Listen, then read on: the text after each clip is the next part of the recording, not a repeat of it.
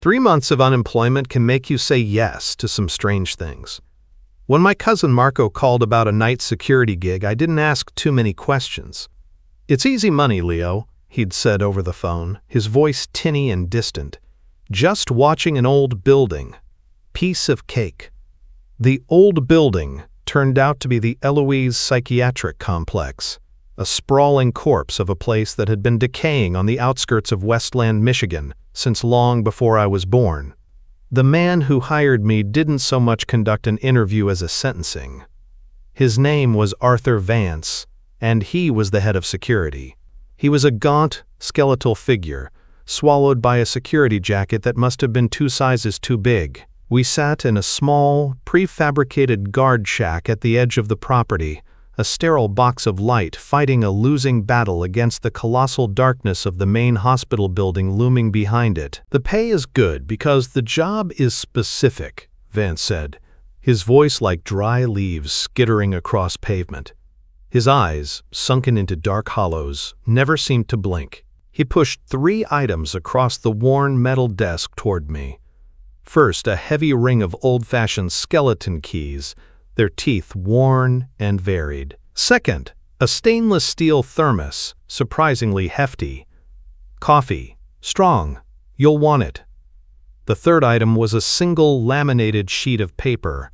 At the top, in bold, stark letters, it read, "Rules for Night Watch." "You read these, you memorize them, and you follow them," Vance stated. It wasn't a suggestion. No questions. No interpretations. You do what the list says, exactly as it says. I picked it up. My gaze scanned the 7 typed rules, my initial relief at getting a job slowly curdling into a knot of unease in my stomach. 1. Patrol wards A, B, and C on the hour. Do not, under any circumstances, enter Ward D on the 2nd floor. 2. The main elevator often operates on its own after midnight. Do not use it. Take the stairs. 3. If you hear your name called from room 237, it is not for you. Ignore it. 4. Do not turn on any lights in the patient rooms. Your flashlight is sufficient. 5. If you find a door open that you know you closed, close it and do not enter the room. It felt like some kind of elaborate rookie hazing. I almost laughed, but the look on Vance's face told me this was no joke. Then I read the last 2 rules, and the cold dread really set in. Behave. 6. If you hear the sound of splashing or running water from the locked hydrotherapy wing, take the brass key, marked H, and go to the basement. Find the main water valve and turn it on for exactly 1 minute. No more, no less. Then leave the basement immediately. 7. Never stay past 6 a.m. Even if your relief is late, leave. I looked up from the sheet, my mouth dry. The hydrotherapy wing? Splashing. What is this? Vance's expression didn't change. He simply tapped a long, bony finger on rule number 6. The hydrotherapy wing has been locked for decades. The pipes are dry, but sometimes you'll hear it. He leaned forward, the smell of mothballs and something vaguely medicinal wafting from his jacket. His voice dropped to a conspiratorial whisper. "If you hear her, Leo, you just do what the rule says. Give her the water." He finally offered a sliver of a smile, a horrifying little crack in his parchment-like face. "She's been thirsty for a very long time." He didn't offer any more explanation. He stood, handed me the keys and the thermos, and walked me to the main entrance of the asylum. The air that breathed out of the open doorway was thick, with the scent of dust, disinfectant, and something else. Something like old, lingering sadness. "Marco said you were reliable," Vance said, his hand on the door. "Don't make a liar out of him." Then he pulled the heavy door shut, and the lock tumbling into place sounded like the final shovelful of dirt on a coffin. I was alone. The silence was absolute, a heavy blanket that smothered all sound. I stood in the vast, dark lobby, the beam of my flashlight cutting a nervous, trembling path through the gloom. In my left hand, the cold weight of the keys. In my right, the laminated list. The rules were my only orders, my only guide. And as the minutes ticked by in the crushing solitude, they started to feel like my only company. Midnight came and went. The only marker was the digital display on my cheap watch, flashing 12:01 a.m. According to the rules, it was time for my first patrol. I took a deep, steadying breath, the air tasting of stale dust and old paper. The silence wasn't just an absence of noise. It was a physical presence, a weight that pressed in on me from all sides, swallowing the echo of my own breathing. My flashlight beam cut a clean, nervous circle through the oppressive darkness as I made my way to Ward A. The place was a mausoleum of forgotten misery. Empty gurneys lined the hallways like the skeletal remains of long-dead beasts. Peeling paint curled from the walls in pale, leprous strips. In every room, metal bed frames stood like rows of tombstones. I kept my light moving, a frantic dance to keep the shadows at bay, the ghostly scent of antiseptic stinging my nostrils. Ward A was silent. Ward C was the same, a carbon copy of dereliction and decay. It was Ward B where the quiet began to feel different. The layout was identical, but there was a palpable cold that clung to the air here, a cold that had nothing to do with the drafty, broken windows. My light swept across the open doorways until it fell on one room that looked preserved. Unlike the others, which were chaotic messes of upturned furniture and debris, this one was almost tidy. A single bed, neatly made, a small nightstand, and on the wall, a calendar. I stepped just inside the doorway, the beam of my flashlight fixing on it. It was a generic scenic calendar, a picture of a waterfall frozen in time. The month was March, 1987. A single day was circled in red ink. I felt a chill that had nothing to do with the temperature. It was like stepping into a photograph, a moment trapped in amber for over 3 decades. I backed out slowly, pulling the door closed behind me, a strange and unsettling reverence settling over me. Back in the central hub, I tried to rationalize it. It was just an old room, a final patient's last mark on the world. I took a swig of the coffee from the thermos Vance had given me. It was black, bitter, and shockingly strong, just as he'd promised. It jolted my senses, but it couldn't shake the creeping dread. May. That's when I heard it. At first, it was so faint I thought I'd imagined it. A tiny, distant trickle, the sound of a leaky faucet. But it didn't stop. It grew, slowly but surely, into a steady, rhythmic splashing. It was the sound of someone playfully kicking their feet in a bath. It was coming from the far end of the hall, from behind the heavy, bolted door of the hydrotherapy wing. My heart hammered against my ribs. I pulled the laminated card from my pocket, my hand trembling so badly I had to steady it with the other. Rule number 6. If you hear the sound of splashing or running water, it was real. This was happening. Fumbling with the key ring, I found the one with the letter H stamped into its head. The brass was cold against my sweaty palm. Every instinct screamed at me to run, to get in my car and never look back. But Vance's parting words echoed in my head. Don't make a liar out of Marco. My footsteps were deafening as I walked to the basement door. The splashing sound seemed to follow me, echoing in the cavernous space. I descended the concrete steps into the musty dark, the air growing thick with the smell of damp earth and rust. My flashlight beam found it at the far end of the cellar, a massive wheel-like valve attached to a network of fat, corroded pipes. With a grunt, I put my shoulder into it and turned. The valve groaned in protest, stiff from decades of disuse.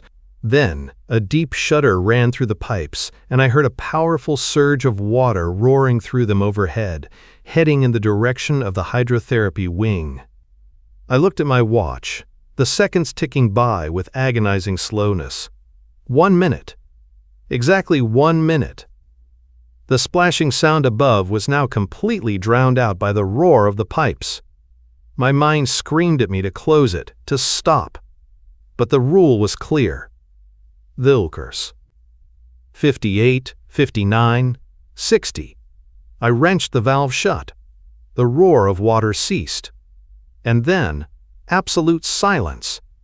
A silence more profound and terrifying than before. I didn't wait around. I scrambled back up the stairs, slamming the basement door behind me. My entire body was thrumming with adrenaline. The building was quiet again, but the experience had scraped my nerves raw. As I leaned against a wall, trying to get my breathing under control, a soft ding echoed from the lobby. I turned, my light finding the main elevator. My blood ran cold. Above the closed brass doors, the floor indicator, a beautiful, old-fashioned dial with a brass needle, was lit up. The needle was slowly, silently sweeping past the 1. Rule number 2 swam in my head. The main elevator often operates on its own. It was moving, ascending into the darkness of the floors above, and I was sure of one thing. It wasn't empty. The hour between midnight and 1 a.m. was the longest of my life.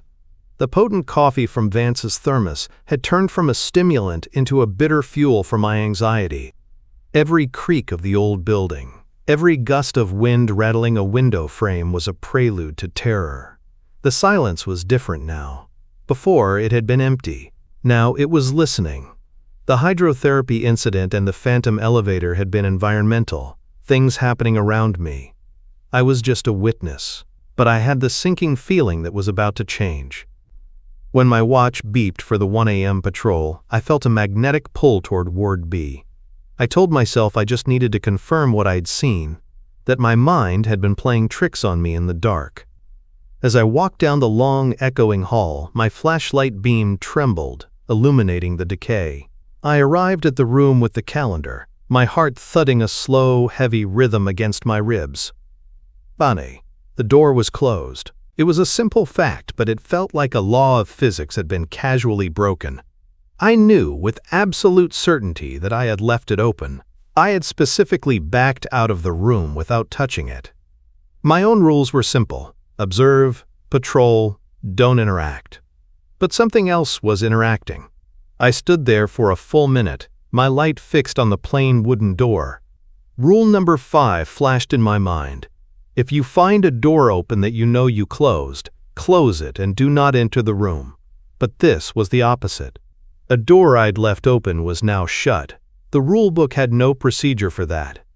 Against my better judgment, my hand reached out and turned the cold brass knob. The door swung inward without a sound. I swept my light across the room. The bed was the same. The nightstand was the same. My beam found the wall, landing on the 1987 calendar. My breath hitched in my throat. On the grid of the current month, not March 1987, but today's date, a thick black X had been drawn. It was stark and jarring. The ink so fresh it seemed to glisten in the beam of my flashlight, as if drawn with a fat marker just moments ago. The building wasn't just a static collection of memories anymore. It was active. It was keeping track. I stumbled back out of the room, my mind reeling. This was impossible. I was the only living person in this complex for miles. Who or what had marked that calendar? That's when I heard it. "Leo?" The voice drifted down from the upper floors. It wasn't a ghostly moan or an indistinct whisper. It was crystal clear, infused with a familiar, easygoing warmth that cut through the stale, dead air of the asylum. "Leo?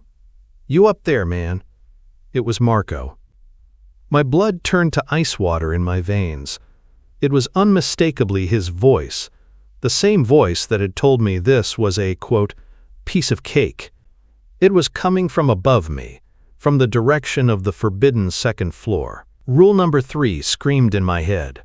If you hear your name called from room 237, it is not for you. But that was for a patient, some anonymous specter. This was my cousin, my flesh and blood. "Leo, come on, I need some help up here," the voice called again, closer this time, tinged with a desperate edge. My rational mind, what was left of it, fought a pitched battle against the raw panic. This was a trick. It had to be a trick. The splashing, the elevator, the X on the calendar. And now this. It was a performance, and I was the audience.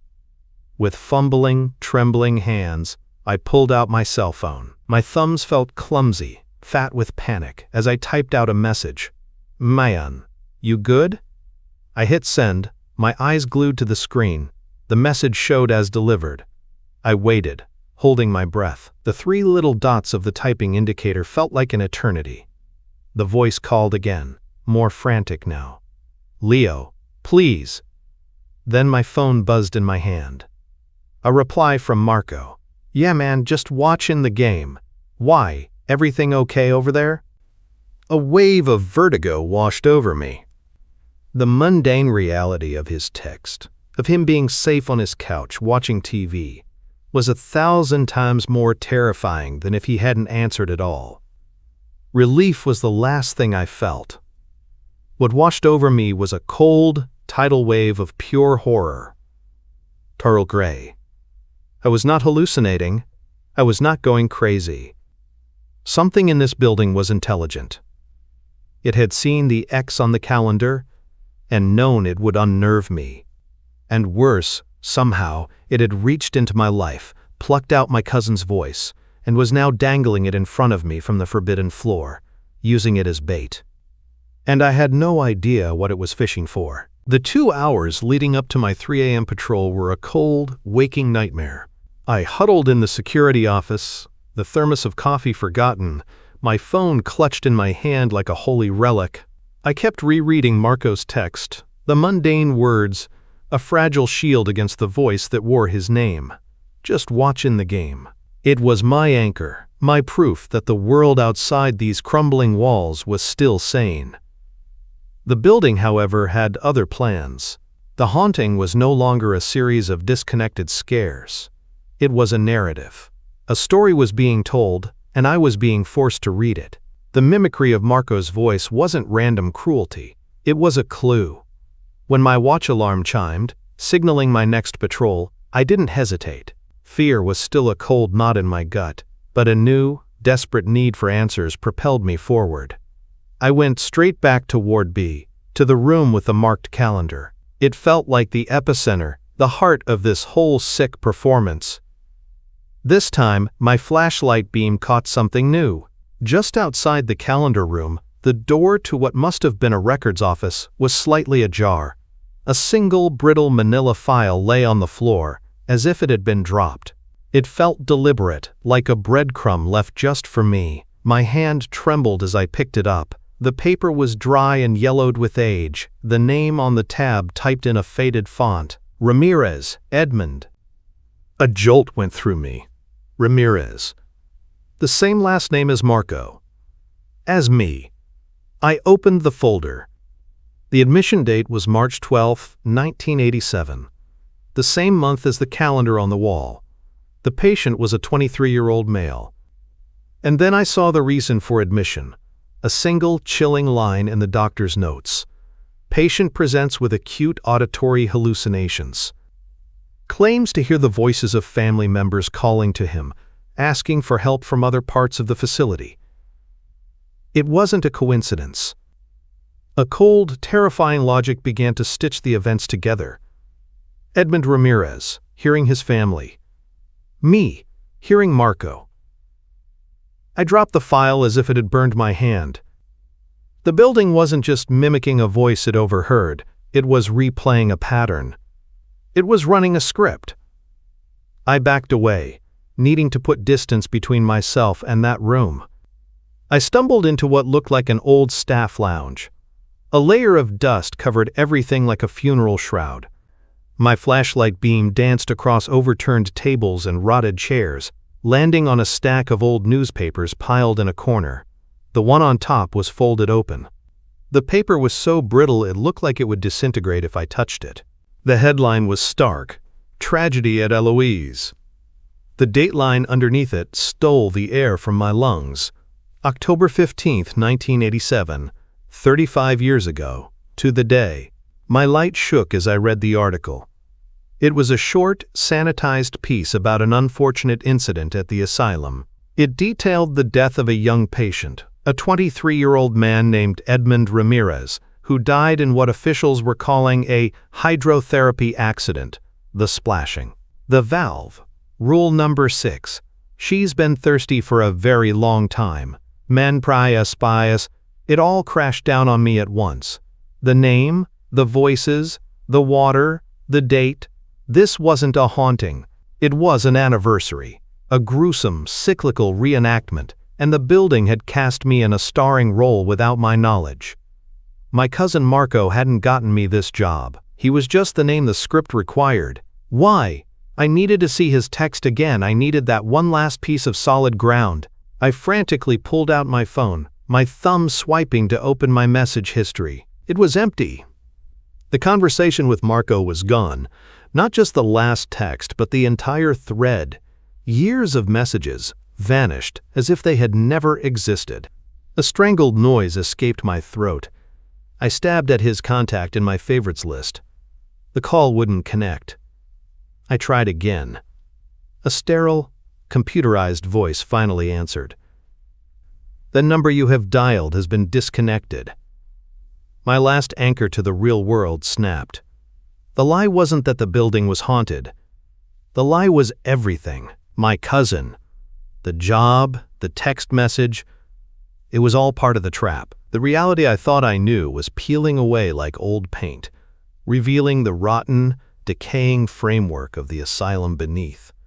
I wasn't a guard anymore. I was a prisoner, and the story of Edmund Ramirez wasn't just a history I had discovered.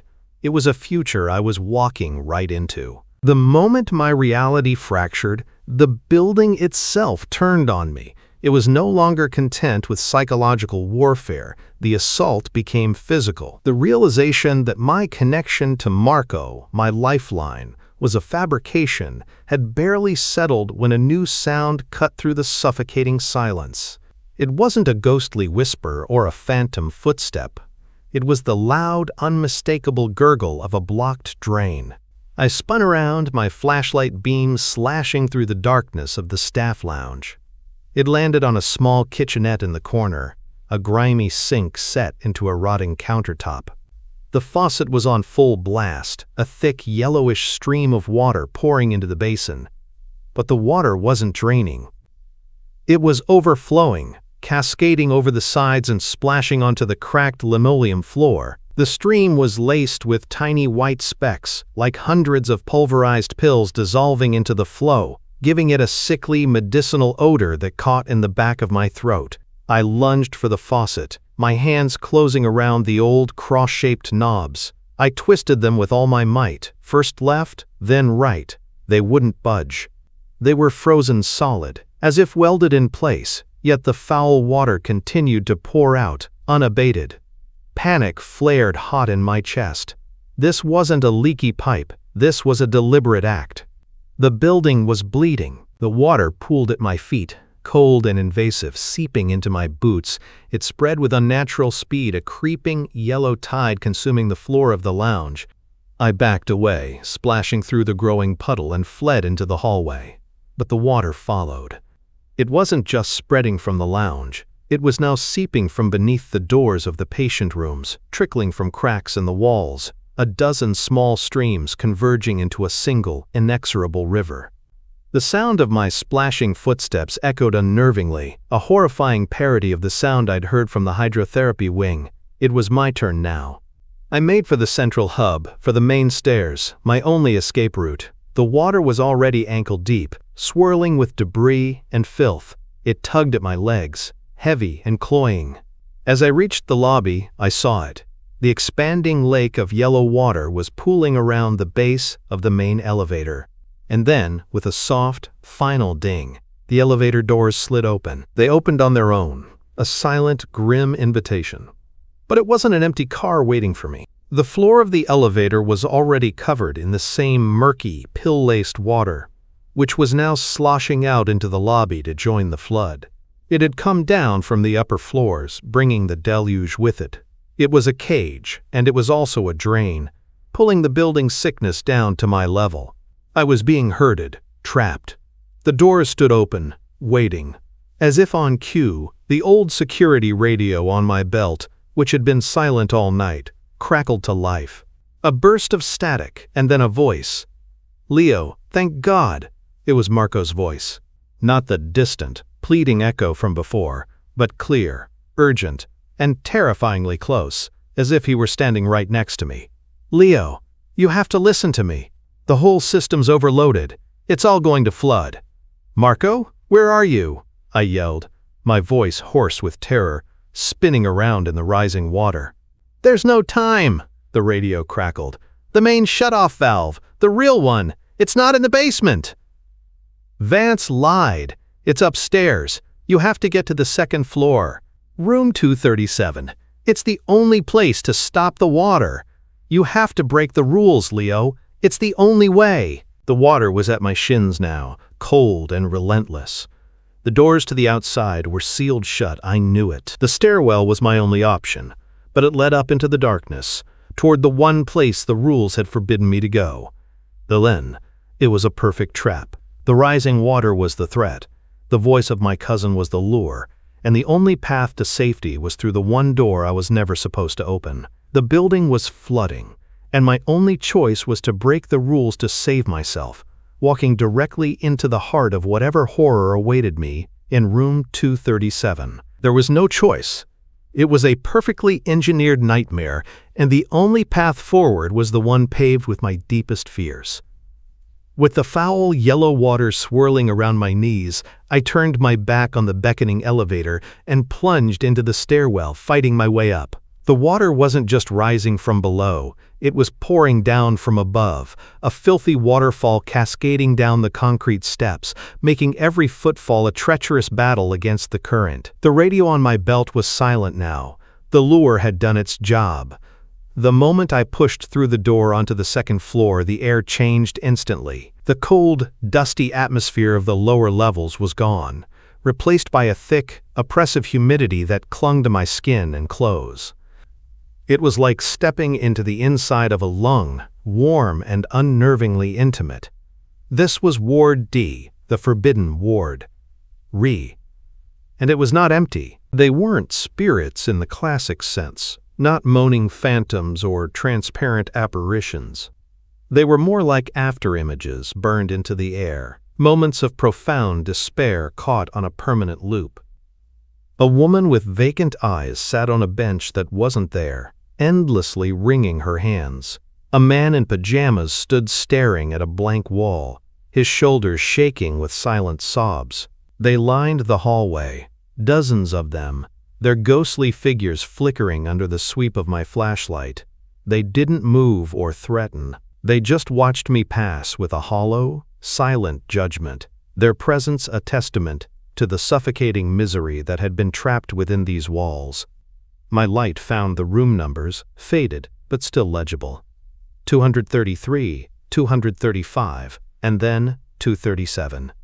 Unlike the other doors, which were dark and imposing, a thin, flickering line of gold bled from underneath this one. Candlelight. My hand, slick with the grimy water, rested on the knob. This was it.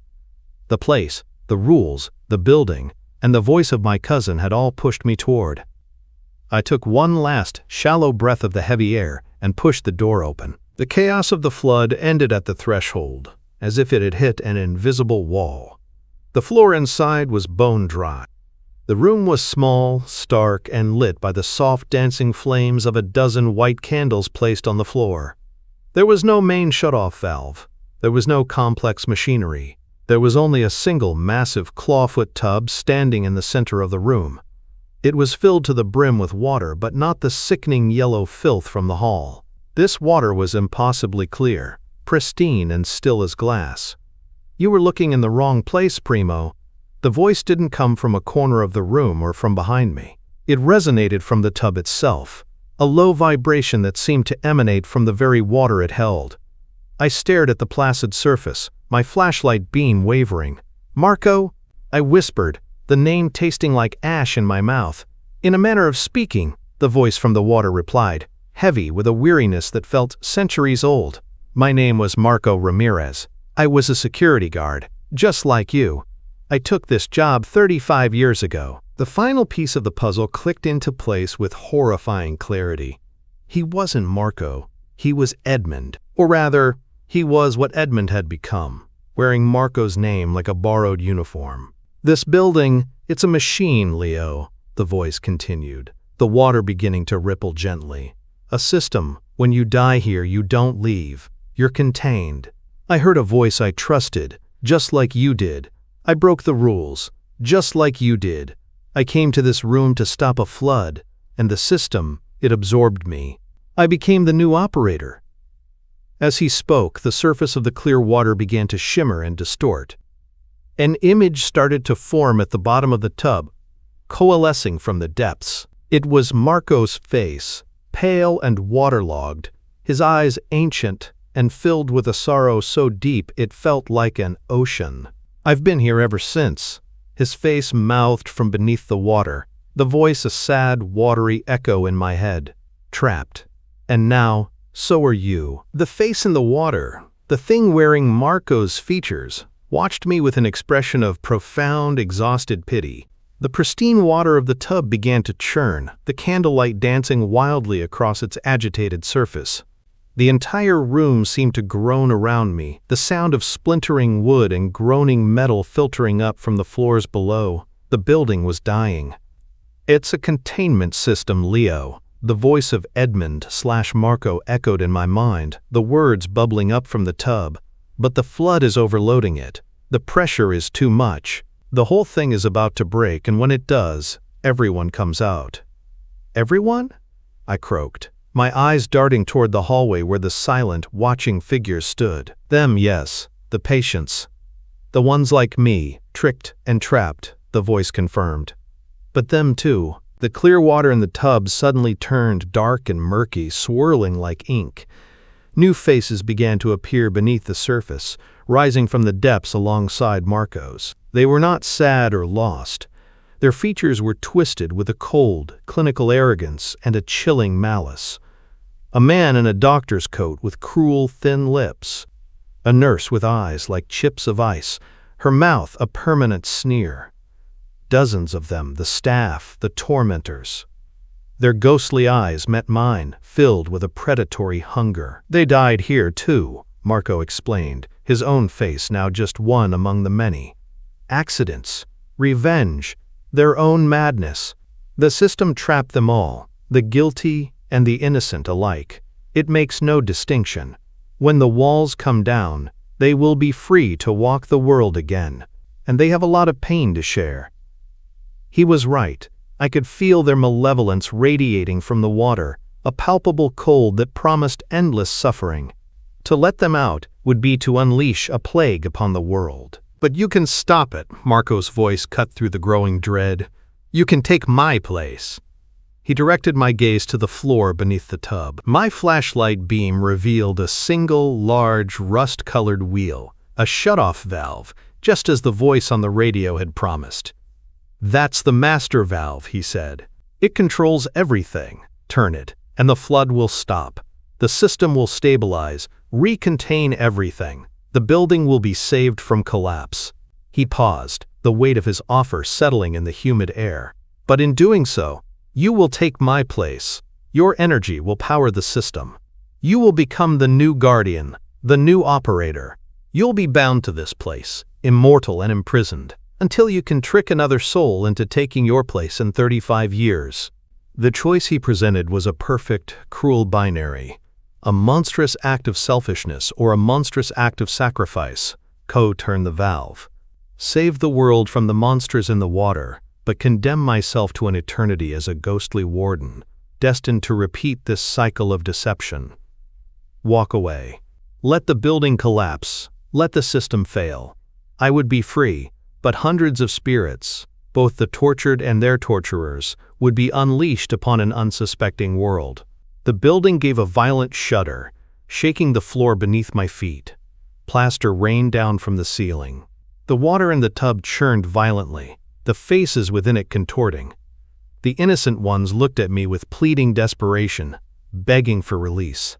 The malevolent ones stared with greedy anticipation, tasting their imminent freedom. From the hallway, the silent figures of Ward D seemed to lean in, their collective, unspoken agony, a physical pressure on my mind. Marco's face surfaced again, his expression imploring. "It's the only way, Leo. One life to contain hundreds. It's a terrible choice, but it's the only one you have. Save them, save yourself. Or save the world." My hand hovered over the cold, rusted metal of the master valve. The fate of countless souls, living and dead, rested on this single, impossible decision. The building groaned again, a deep, guttural sound of a dying leviathan. The faces in the tub swirled in a frantic vortex of hope and malice. Marco's choice hung in the air, a perfect, inescapable trap. Save myself and damn the world, or damn myself to save it. It was the same logic that had imprisoned him, a binary choice designed by a cruel and simplistic system. And in that moment, staring at the single monolithic valve, I realized the system itself was the true enemy. "No," I said, my voice cutting through the chaos. "I'm not playing." I dropped to my knees, shoving my flashlight under the clawfoot tub. My beam went past the large, obvious master valve and illuminated what lay behind it. A complex manifold of smaller pipes and valves, a web of individual controls caked in decades of rust and grime. It wasn't one system. It was 100 systems, all routed through a single choke point. The master valve was a lie, a simplification designed to perpetuate the cycle. "What are you doing?" Marco's voice cried out, laced with a new, unfamiliar panic. "You have to choose!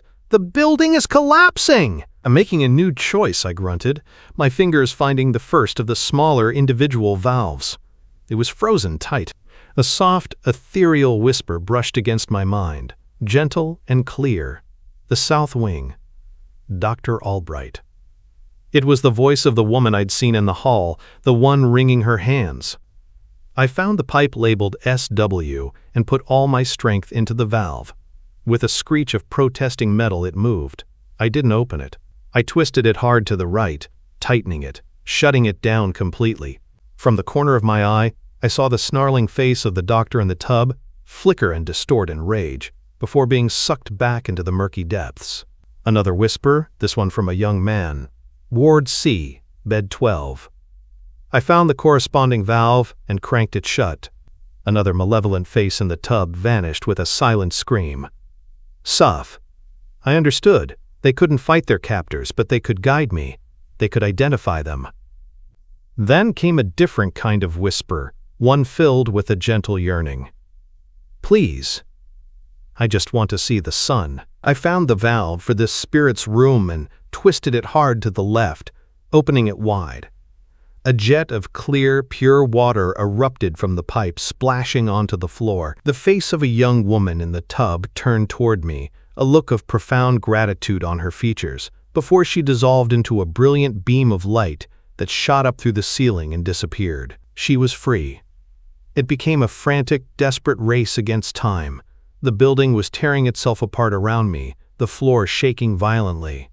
Guided by the whispers of the innocent, I became an engineer of souls. I was a whirlwind of motion under the tub, my hands raw and bleeding. For every tormentor, I found their valve and welded it shut, reinforcing their individual prisons. For every victim, I found their control and threw it open, releasing their trapped energy from the failing system. The water in the tub began to recede, the malevolent faces trapped and sinking, while the innocent ones transformed into orbs of light and escaped. Marco's face was the last one there, his watery form looking at me with stunned disbelief and something that looked like hope. You broke the system," he whispered. "I fixed it," I corrected him, wrenching open one final valve. His face dissolved into the last of the escaping light. "Go see the sun, Edmund." The moment his essence was gone, the building gave a final catastrophic shudder. The floor beneath the tub cracked, and the entire structure began to collapse inward. I scrambled out from under the tub and sprinted for the door, not daring to look back.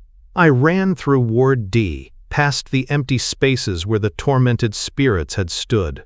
I plunged down the stairwell, the cascading water now gone, and burst through the main doors into the cool, pre-dawn air.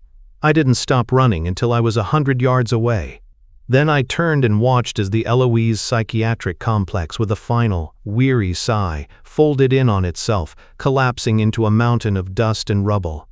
As the first rays of dawn painted the sky, I checked my phone. It was a new model, one I didn't recognize. My contacts were different. There was no Arthur Vance. The text history was full of messages from friends I'd never met. I called Marco Ramirez. A man with a familiar voice but a different life answered. He was a mechanic in Ann Arbor.